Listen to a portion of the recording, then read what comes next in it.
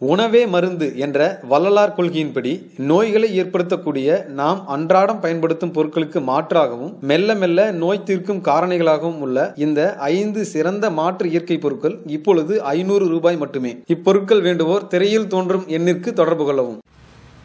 விழிப்புணர்வு வணக்கம்.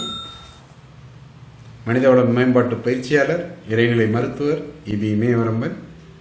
இன்றைக்கு இதயத்தை இதமாக வைத்துக் கொள்வது எப்படி என்பது குறித்த நுட்பங்களை உங்களுடன் பகிர்ந்து கொள்ள விரும்புகிறேன். 40 வயதிற்கு மேற்பட்டவர்கள் நான்வெஜிடேரியன் எடுத்தால் முடிஞ்ச அளவுக்கு அதுகளை குறைத்து கொண்டு மீன் போன்ற உணவுகளை எடுத்துக்கொண்டு வரலாம் என்ற தகவலை பதிவிட்டு இன்றைக்கு இதயத்தை எப்படி இதமாக நாம் வைத்துக் கொள்ளலாம் என்பது குறித்த நுட்பங்களை பார்க்கலாம்.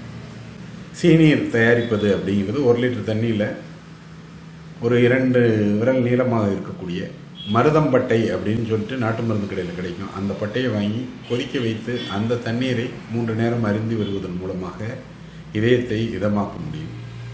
இதே போன்று தாமரைப்பூ, ஒரு 2 தாமரைப்பூ, ஒரு 2 ஸ்பூன் சீரகம் 1 லிட்டர் தண்ணியில் கொதிக்க வச்சு அந்த தண்ணீரை குடித்து கொண்டு வருவதன் மூலமாக இதயத்தை பாதுகாப்பாக வைத்துக்கொள்ள முடியும்.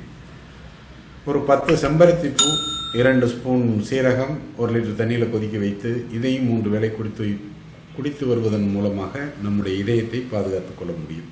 இது ஒரு விதமான நுட்பம். இன்னொன்று அக்குப்ரெஷரில் உள்ள ஒரு மிக அருமையான நுட்பம். இந்த இதில் சுண்டு வரல கீழே பார்த்தீங்கன்னா H7 பேர். இதை கிளாக் வைஸில் தினமும் காலையில் ஒரு 21 முறை சுற்றுறது. அப்படி கையை வச்சு இதை சுற்றிட்டு இதுக்கடுத்து இந்த சுண்டு வரலுக்கு மேலே அந்த இடத்துல ஒரு 21 முறை அப்படி சுற்றி.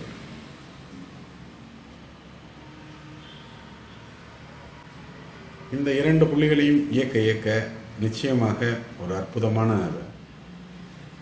விஷயமாக இருப்பதை பார்ப்பீர்கள். இதுக்கடுத்து ஒரு முத்திரை, சும்மா டிவி பார்க்கும்போது இது பண்ணும்போது இந்த ஆள்காட்டி வரலை மட்டும் முடிச்சுக்கணும், மீதி 2 வரல்களை சேர்த்து இந்த முத்திரையை மடியில் வச்சுக்கிற போது இப்படி வச்சுக்கலாம்.